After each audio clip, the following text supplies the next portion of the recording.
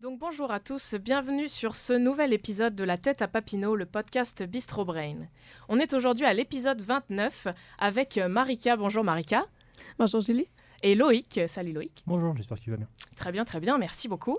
Et on a comme invité aujourd'hui Gwenaëlle. Salut Gwenaëlle. Salut. On est très content de vous avoir avec nous aujourd'hui. Comme d'habitude, on est là pour démocratiser la science et vous faciliter son accès. On essaie d'avoir des invités intéressants à chaque semaine et des chroniques encore plus passionnantes.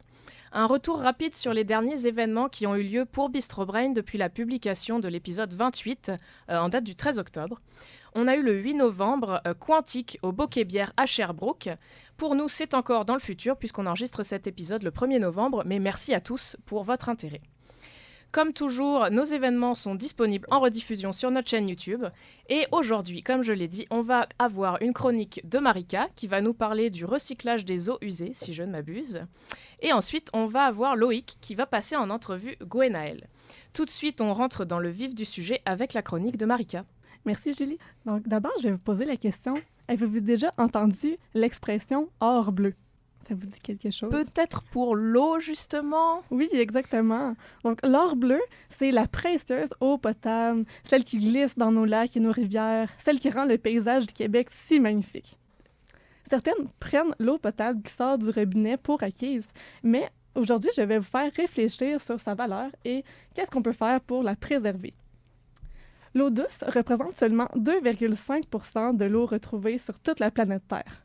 En plus, la majorité n'est pas accessible pour l'humain puisqu'elle est sous forme de glaciers ou de neige éternelle.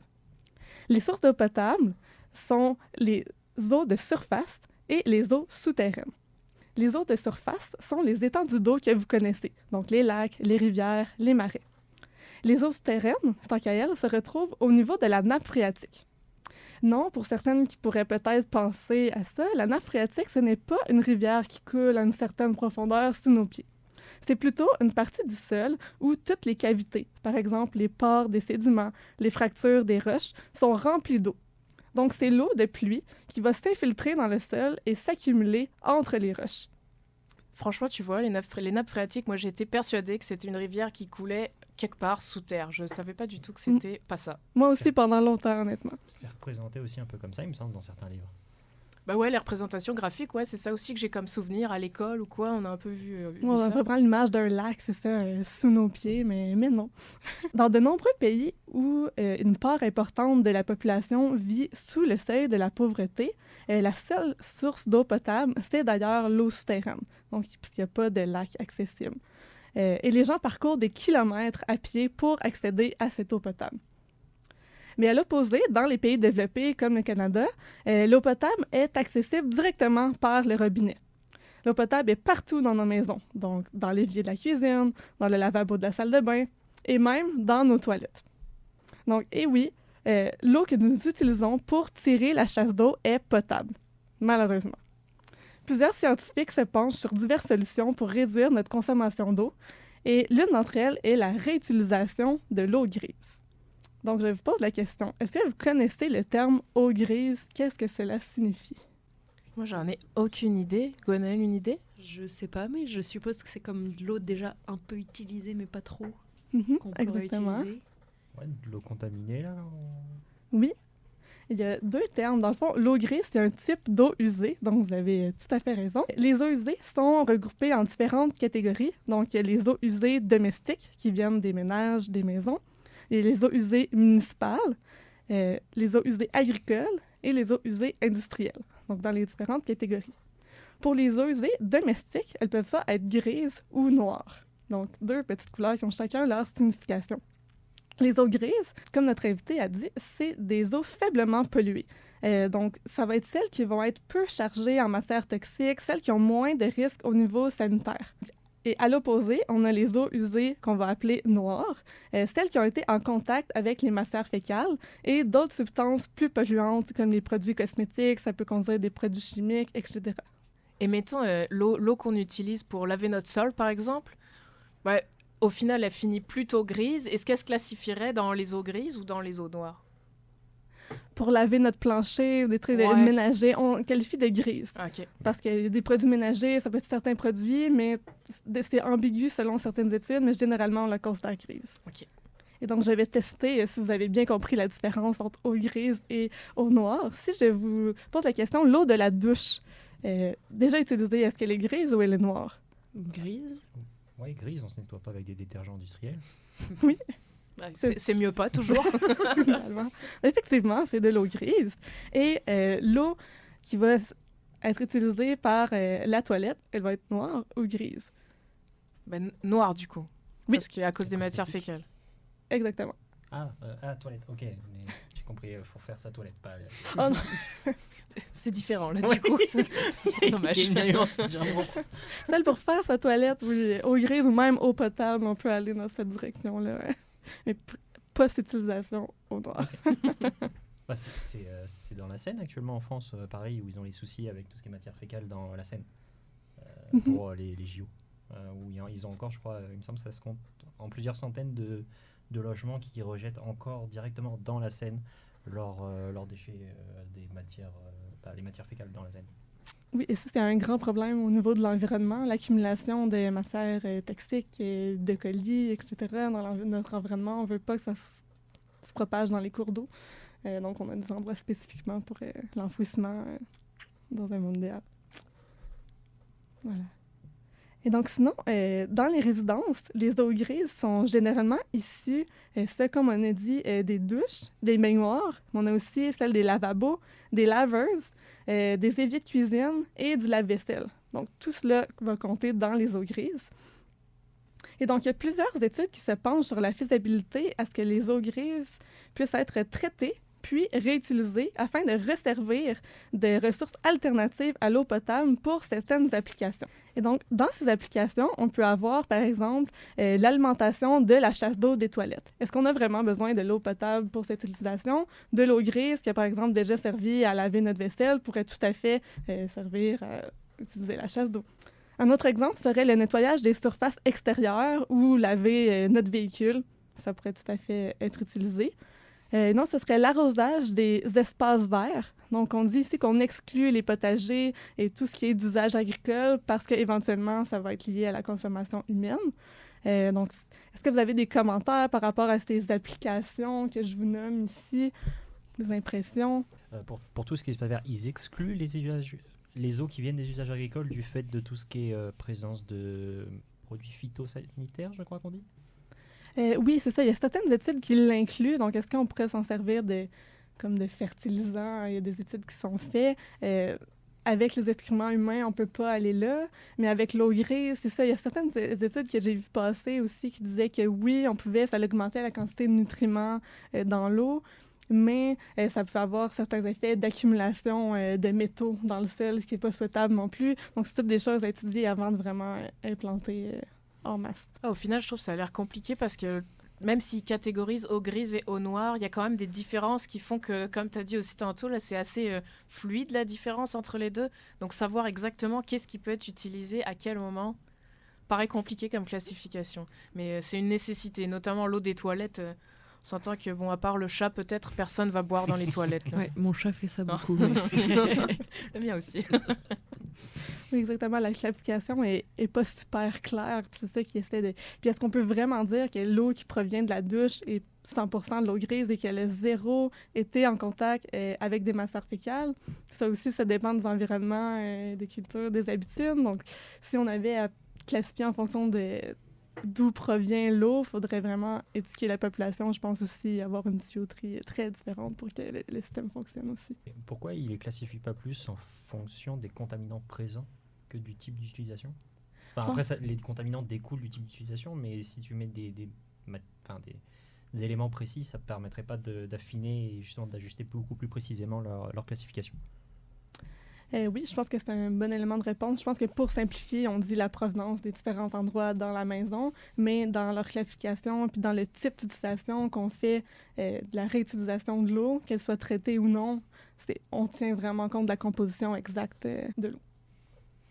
Et après, je pense il y a toute la question aussi de comment est-ce qu'on transporte cette eau là, d'une place à l'autre.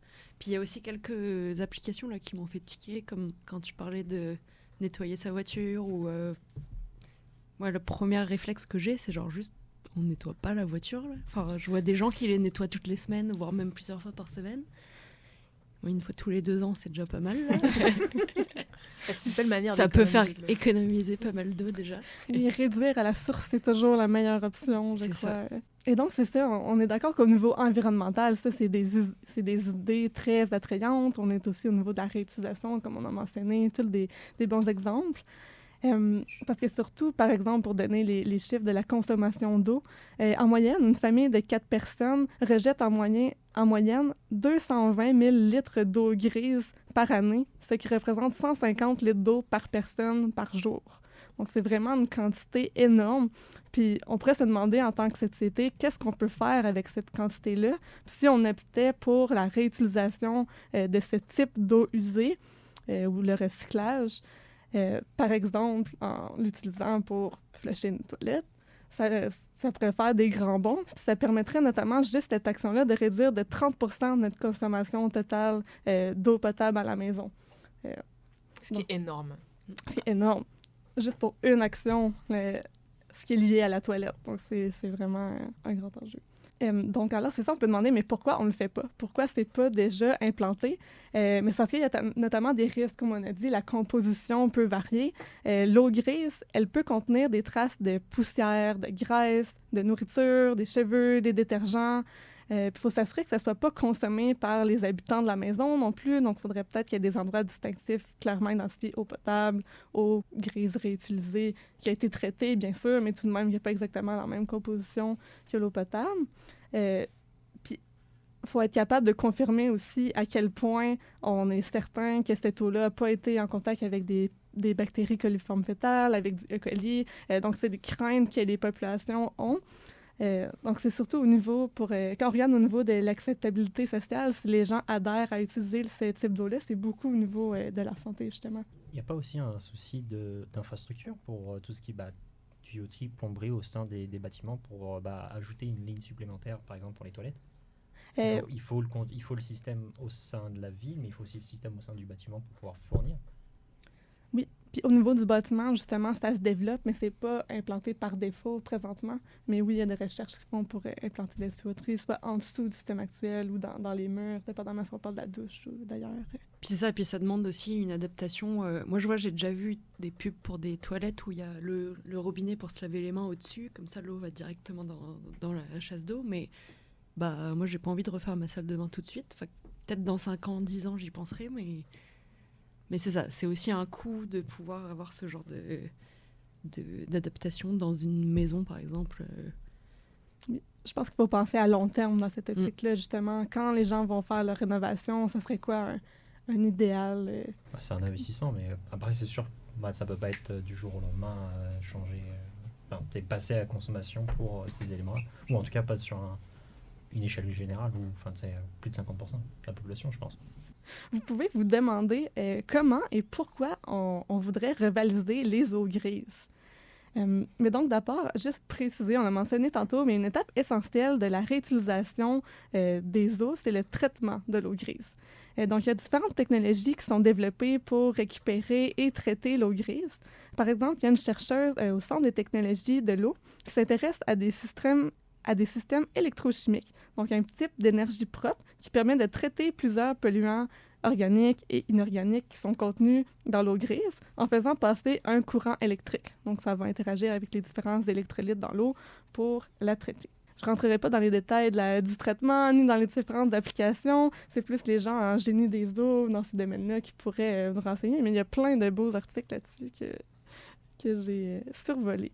Et donc, juste pour nommer quelques applications, sinon pour le recyclage de l'eau grise qui pourrait être utilisée notamment dans nos bâtiments, on parlait de récupération de la chaleur dans les eaux de drainage. Donc aussi toute l'énergie que l'eau peut contenir, également dans la récupération de la chaleur des eaux usées.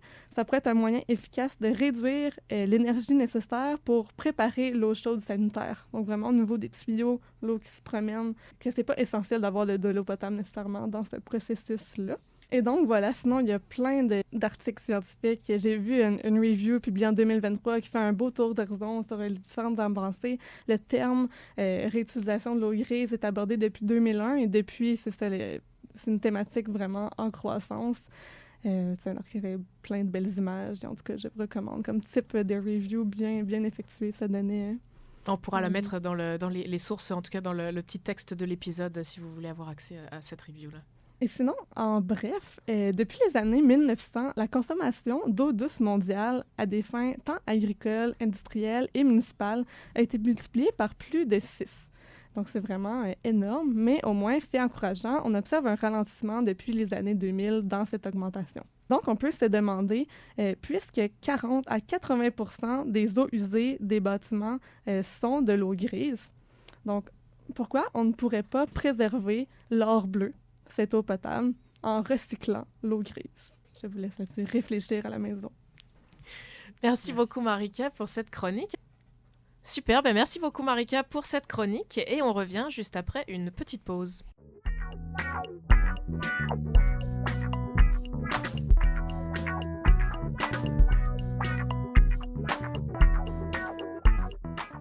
Nous voilà de retour pour notre deuxième partie de ce 29e épisode de La Tête à Papineau. Et je vais tout de suite laisser la parole à Loïc qui va nous présenter son invité Gwenaël. Bonjour Gwenaël, je suis très très heureux de te recevoir aujourd'hui. J'espère que tu te portes bien. Oui, et merci pour l'invitation. Ça fait plaisir. Tu es actuellement donc professeure adjointe au département de génie depuis bientôt 2 ans. Tu as eu l'opportunité auparavant d'opérer donc sur un poste de postdoctorant à l'Institut interdisciplinaire d'innovation technologique, donc ou le 3IT de l'Université de Sherbrooke à Sherbrooke. Pendant 4 ans. Et tu as auparavant donc, réalisé donc, un doctorat à l'École polytechnique de Paris-Saclay en France, orienté sur des cellules solaires tandem silicium-germanium. Aujourd'hui, c'est quoi l'objet de tes recherches universitaires en tant que professeur adjoint? Donc oui, merci pour l'introduction. Donc, c'est département de génie électrique et informatique, plus exactement. Donc là, en fait, l'objet de ma recherche actuellement, c'est un petit peu sur des thématiques qui ressemblent à ce que j'ai déjà fait au doctorat et au post-doctorat. En fait, je travaille sur des matériaux qu'on appelle les matériaux semi-conducteurs. Est-ce que c'est des choses qui vous parlent? Le mot-clé vous dit quelque chose? Vaguement. Moi, je mets semi-conducteur, supraconducteur et conducteur au milieu. C'est à peu près ça. On en a surtout beaucoup entendu parler les quelques années précédentes où il y a eu des problèmes d'approvisionnement en matériaux semi-conducteurs. Il y a eu beaucoup de retard sur les ordinateurs, les téléphones, etc. parce qu'il n'y avait pas assez de matériaux semi-conducteurs pour ça. Et en fait, notamment, il y a un des matériaux qui s'appelle le silicium, qui est le matériau le plus utilisé. Et par exemple, dans nos téléphones, on a énormément de dispositifs en silicium. Mais ces matériaux-là, ils ont des propriétés particulières qui permettent de, notamment dans certaines conditions, en fait, de convertir de la lumière en électricité. Donc c'est comme ça en fait que fonctionnent les cellules solaires. La plupart des cellules solaires sont faites en silicium. Mais moi, ce sur quoi je travaillais, c'était des matériaux qu'on appelle des matériaux 3,5.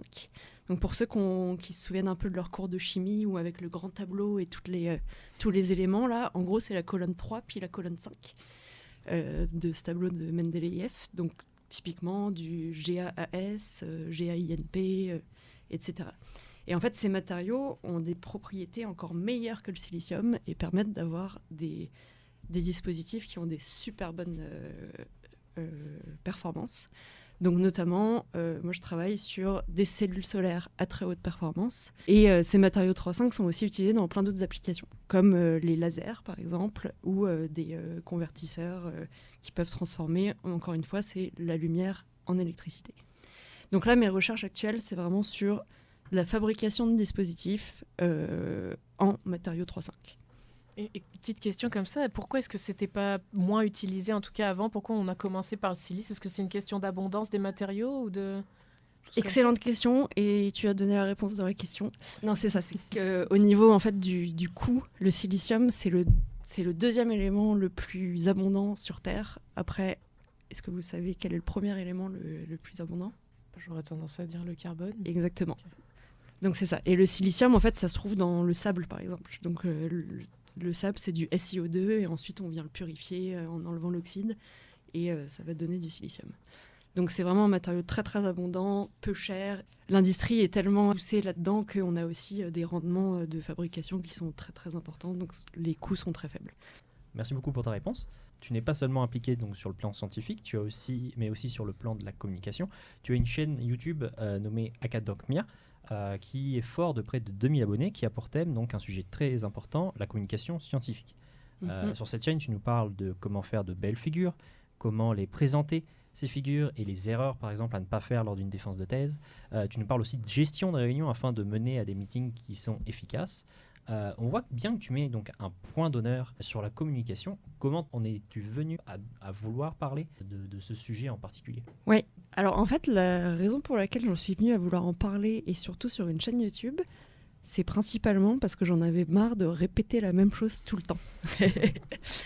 Donc c'est ça, là, en tant que prof ou même postdoc, j'encadrais beaucoup de personnes, mais c'est le cas dans dans plein d'autres milieux, là, mais j'encadrais beaucoup de personnes étudiantes au doctorat, maîtrise, etc. Et en fait, il y avait plein de fois dans des réunions, dans des manières de discuter, où c'était très très dur de comprendre, même si on connaît le sujet, mais des fois la manière de s'exprimer n'est pas suffisamment bonne pour qu'on comprenne rapidement. Donc, des fois, pendant une réunion d'1 heure, on peut passer 1 heure à essayer de comprendre ce que la personne a essayé de dire, et au bout d'1 heure, on sait enfin comment l'aider. Sauf que si la personne s'exprime bien dès le début, on peut l'aider directement. Donc en fait, c'est un peu... J'essaie de dire aux personnes, aidez-moi à vous aider, parce que plus c'est exprimé d'une manière claire, plus le problème est exprimé d'une manière claire, plus ça va être facile ensuite d'aller plus loin dans les discussions, dans les questionnements scientifiques, etc. Et donc, c'est ça, de mon point de vue, c'était vraiment parti de là. Mais en fait, j'ai réalisé que c'est des choses qui sont vraiment essentielles dans le travail au jour le jour, qu'on soit en entreprise ou dans un laboratoire de recherche. En fait, on est amené à passer notre journée, beaucoup de temps de notre journée, à parler avec des collègues. Alors oui, on a peut-être 1 ou 2 collègues qui savent exactement de quoi on parle, mais tous les autres à qui on discute au jour le jour, il faut apprendre à s'adapter à ces personnes-là pour pouvoir être sûr qu'ils nous comprennent et qu'ensuite ils puissent nous aider dans l'avancement de nos travaux. Ouais, mais j'aime vraiment ce que tu dis parce que moi je viens de terminer mon doctorat en biologie cellulaire pour un peu de contexte, puis mon copain fait la même chose que moi, il est encore dans son doctorat. Ouais. Et tu sais, ça arrive, on a beaucoup de discussions à propos de nos projets, puis on fait quelque chose de quand même très sensiblement similaire, et pourtant il y a des fois où on va parler d'une expérience et on se comprend pas. Se comprend pas, genre il va avoir une pensée qui est complètement différente de la mienne, et on va mettre un certain temps avant de trouver les bons mots pour justement s'adapter à la deuxième personne qui est en train d'écouter ce qu'on dit, malgré le fait qu'on soit très proche et qu'on ait le même domaine d'expertise, quoi. Exactement. Puis c'est très confrontant quand on a, par exemple, une manip où on a passé des heures, des centaines d'heures dessus. On le dit en 1 seconde, puis l'autre comprend pas. Puis pour nous, c'est évident. Mais c'est ça. Donc c'est un super exemple là, parce que même en étant dans le même domaine, parfois on peut ne pas se comprendre, même malgré tous les efforts qu'on fait. Il y avait une chose que j'avais dite une fois pour quelqu'un qui avait présenté une figure très très très rapidement. Là, je le faisais répéter pour sa soutenance de thèse. Et en fait, je lui ai juste dit, mais toi, cette figure, ça t'a pris combien de temps de la comprendre ? Puis il me dit, ça m'a pris 2 mois. Ok, est-ce que tu penses que nous, en 4 secondes, on peut la comprendre ? Donc non, on prend au moins un petit 20-30 secondes pour tout réexpliquer et expliquer tout le cheminement que tu as eu pendant 2 mois. Là.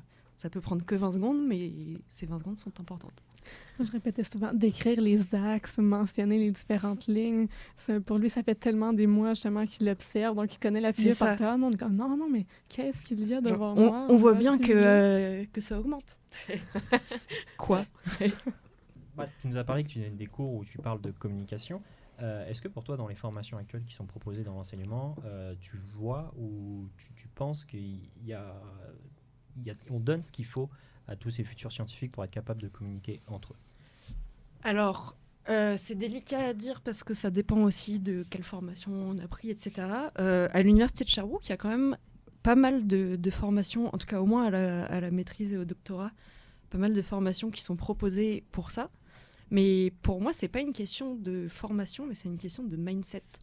C'est-à-dire que à partir du moment où on part du principe qu'on s'en fout de la communication, on a beau avoir toutes les formations du monde, ça n'avancera. Enfin, ça sera plus difficile vraiment d'avancer. Si tu veux pas aller vers les autres, ou en tout cas communiquer vers les autres, c'est sûr que tu vas pas faire les efforts. Mais à partir du moment où on a fait l'expérience en fait d'aller parler à quelqu'un et de se rendre compte que la personne ne comprend pas puis que c'est important, là on peut changer de mindset puis se dire ok, maintenant il faut que je fasse des efforts pour vraiment me faire comprendre.